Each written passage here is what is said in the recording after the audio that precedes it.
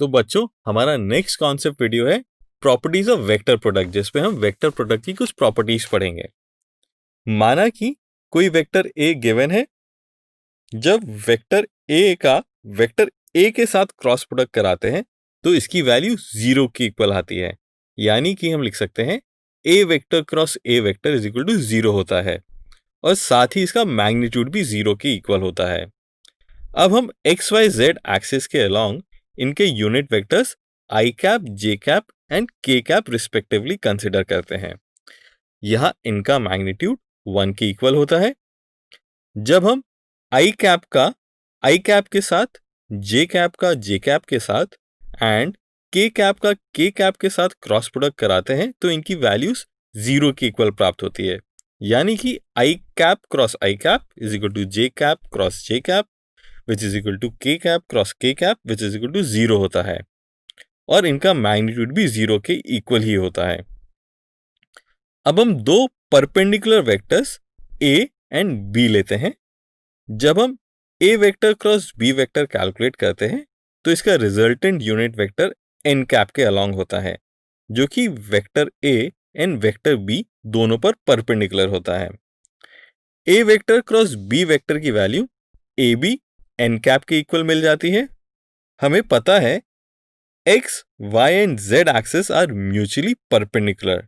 That means I cap cross J cap cross K cap and के cap cross I cap की values अगर calculate करें तो आई cap cross J cap का resultant के cap की डायरेक्शन में होगा, यानी यूनिट वेक्टर n1 कैप की वैल्यू के कैप होगी।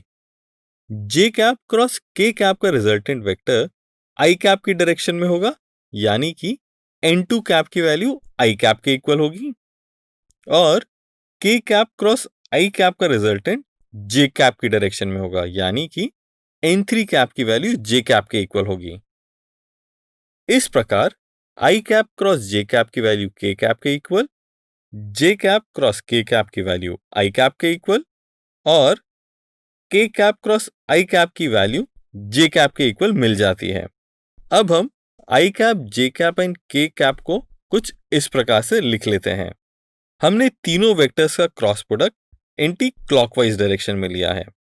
यहां हम देख सकते हैं आई कैप और जे कैप का क्रॉस प्रोडक्ट के कैप के इक्वल मिलता है। जे कैप और के कैप का क्रॉस प्रोडक्ट आई कैप के इक्वल मिलता है एंड के कैप एंड आई कैप का क्रॉस प्रोडक्ट जे कैप के इक्वल मिलता है। यानी इनका क्रॉस प्रोडक्ट इस सर्कुलर पैटर्न को फॉलो करता है। अब हम तीनों यूनिट वेक्टर्स का क्रॉस प्रोडक्ट क्लॉकवाइज डायरेक्शन में लेते हैं।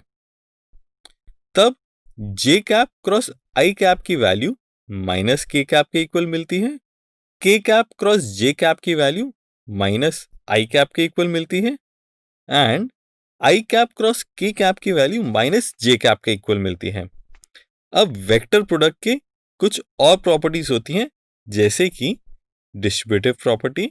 यहां A vector cross B vector plus C vector is equal to A vector cross B vector plus A vector cross C vector लिखा जा सकता है और किसी स्केलर लैम्डा के लिए lambda times A vector cross B vector is equal to lambda A vector cross B vector which is equal to A vector cross lambda times B vector भी होता है।